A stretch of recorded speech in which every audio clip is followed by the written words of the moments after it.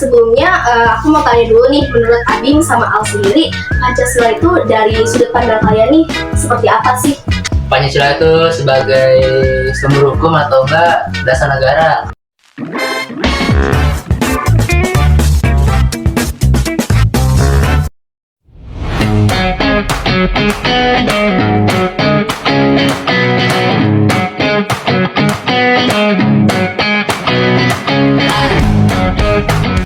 Assalamualaikum warahmatullahi wabarakatuh. Selamat pagi semua, bersama saya di sini Amalia Detria Dewi. Kalian boleh panggil saya Amel.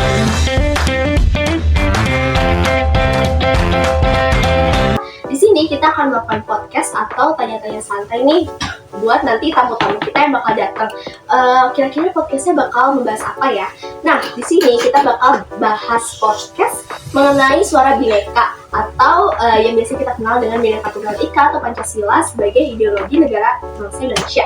Nah, kita undang dulu kali ya tamu-tamu kita yang bakal datang. Silakan. Nah, di sini udah ada tamu-tamu kita yang bakal kita tanya-tanya ini beberapa pertanyaan. Nah, sebelumnya perkenalkan diri dulu, kalian siapa? Ya, perkenalkan nama saya Faituara Sulimandana, panggilannya Abim. Perkenalkan, saya Fakri Aldiansa, dipanggil Al. Di sini kita udah tahu nih nama dari tamu-tamu kita yang bakal kita undang, ada Abim sama Al. Nah, sebelumnya aku mau tanya dulu nih, menurut Abim sama Al sendiri, Pancasila itu dari sudut pandang kalian nih seperti apa sih? Menurut saya itu Pancasila adalah pandangan hidup bangsa Indonesia dan memiliki beberapa peran penting di dalamnya.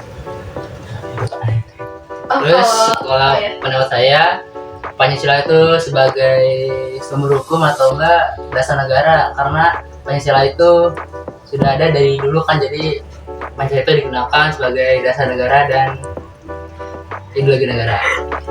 Nah, tadi kan si Al sendiri udah mention nih kalau misalnya Pancasila itu juga penting buat pandangan hidup bangsa. Tapi Pancasila itu kan juga penting buat ngatur tatanan hukum kita di Indonesia. Kita sebagai masyarakat Indonesia tuh berjalan sesuai hukum yang tertera gitu kan. Nah, menurut kalian sendiri nih, Pancasila itu beneran gak sih seefektif itu buat mengatur tatanan hukum di Indonesia? Coba bisa dijawab gak salah satu dari kalian? Ya, menurut saya efektif karena di dalam Pancasila mengandung nilai-nilai yang universal seperti keadilan, kerakyatan, dan kemanusiaan, dan tidak juga dari agama-agamanya. Kalau Abim Ya kan dari awal emang udah jadi sumber hukum Pancasila ini, jadi emang harus didasari sumber hukum itu Pancasilanya. Tapi kalau menurut kalian sendiri nih, secara realitanya nih, Pancasila itu terrealisasikan gak sih sebagai aturan hukum di Indonesia menurut kalian nih?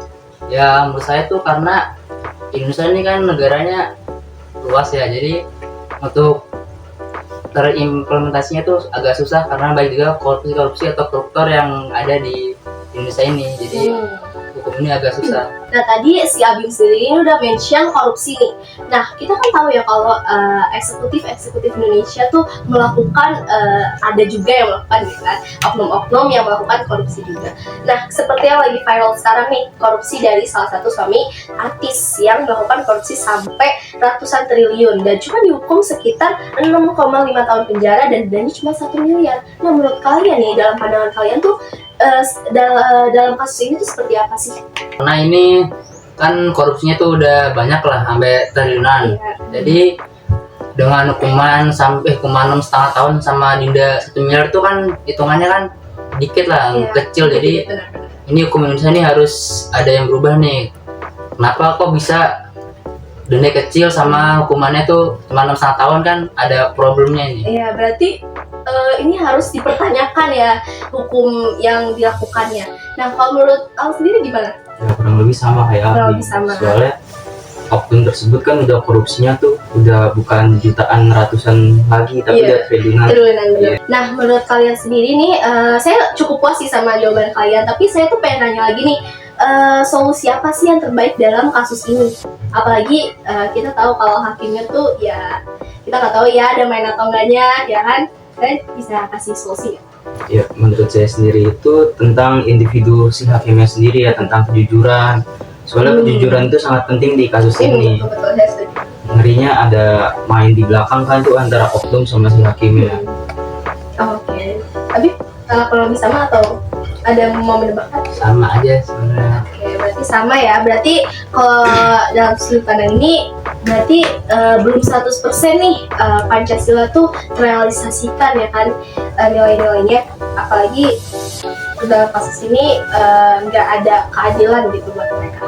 Oke, tadi kan kita udah bahas mengenai kasus-kasus korupsi, ketidakadilan. Ngomong-ngomong tentang ketidakadilan ini, kan masih banyak nih perundungan-perundungan di masyarakat, terutama terjadi di sekolah. Kalian juga kan masih siswa kan, siswa di sekolah. Jadi menurut kalian tentang kasus perundungan kayak gini tuh apa sih solusi yang paling efektif? Terus menurut kalian tuh harus gimana sih tanggapan sekolah sendiri mengenai kasus-kasus perundungan seperti ini?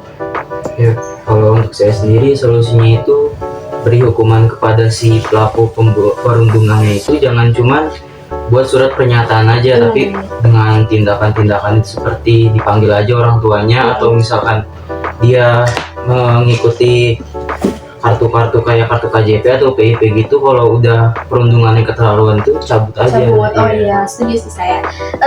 Tapi kalau menurut kalian sendiri nih, kan kalau perundungannya udah parah, harus gak sih bawa ke jalur hukum kayak ke kepolisian, terus ditahan di tempat tahanan untuk anak-anak kayak gitu? Menurut kalian tuh penting gak sih? Atau cuma kayak ya udahlah selesain pihak sekolah aja, gak usah bawa hukum gitu kan? Beberapa ada pandangan-pandangan yang beda nih. Kayak menurut kalian gimana nih? Efektif atau enggak nih? Atau harus nih bawa ke jalur hukum kalau misalnya udah terlalu parah? Yang menurut saya sih, kan ini kan perundungan tuh kekerasan ya, jadi atau nggak pembulian, jadi kayak gini tuh mungkin menurut saya tuh harus ke hukum, karena kan misalnya kekerasannya itu kan misalnya kepala atau enggak misalnya main kepala di itu kan bahaya ya. Bahaya kan, atau enggak kayak merendahkan jadi dirinya dia, itu kan nggak bagus menurut Apalagi saya. beda-bedain agama kayak gitu, itu kan Itu udah mungkin kalau saya tuh karena kekerasannya itu harus ke hukum sih, karena kan kekerasan tuh udah ngaruh ke badan, ke fisik, jadi bahaya sebenarnya. Nah, kalau misalnya dari kekerasan cuman ketikan nih, kan banyak nih yang suka merundung secara ketikan di sosial media. Itu apa sih yang harus dirubah dari hal kayak gini tuh? Apa yang harus dirubah supaya hal kayak gini tuh berkurang gitu? Ya, kalau untuk menurut saya sendiri itu tontonannya ya, tontonan di media sosial itu untuk dibatasi untuk anak-anak di bawah 17 tahun. Soalnya dari tontonan itu juga kita bisa jadi ke provokasi ya. Berarti gampang terpengaruh ya kalau misalnya kita nonton yang nggak disaring gitu tontonannya. Oke, tadi kan udah dibahas nih mengenai perundungan secara verbal dan non verbal menurut kalian. Nah, kalian tahu nggak sih kasus yang pernah viral waktu 2024 waktu Agustus kalau nggak salah deh, di mana BPIP sendiri atau Badan Pembinaan Ideologi Pancasila itu mengeluarkan statement mereka mengenai larangan menggunakan jilbab bagi paskibraka di Indonesia. Nah, ini kan memicu perdebatan ya di masyarakat. Menurut kalian sendiri, pandangan kalian ini seperti apa terhadap kasus ini? Ya menurut saya tuh nggak setuju ya, karena ini kan misalnya agama Islam pakai jilbab itu kan udah harus ya, harus pakai jilbab ya. Jadi si BPIP ini ngeluarin aturan harus nggak pakai jilbab tuh, menurut saya tuh saya nggak setuju, karena awal tadi hubungannya dengan agama. Jadi agama ini kan Islam kan harus pakai jilbab, jadi malah nggak menghargai agama lain. Tidak mengalami perbedaan juga. Apalagi yang mengeluarkan statement BPIP sendiri. Nah, kalau menurut ini? Ya sama, saya kurang setuju. Ya, kita udah ngomongin hal-hal yang lumayan panas nih, kalian boleh minum dulu deh biar nggak terlalu nervous. Boleh minum dulu. Oke, tadi kita udah break sebentar nih. Nah, kita kan udah bahas kasus-kasus yang panas tadi, dari korupsi dan lain sebagainya. Sekarang pertanyaan terakhir nih, menurut saya sendiri apa sih upaya kalian sebagai pelajar, sebagai generasi emas nih nantinya untuk terus mempertahankan Pancasila supaya berjalan sesuai dengan nilai-nilai? Boleh silakan dijawab. Ya, menurut saya upaya yang pertama kita sebagai pelajar itu adalah kita lebih belajar tentang kewarganegaraan atau kewarganegaraan pendidikan ya, terutama.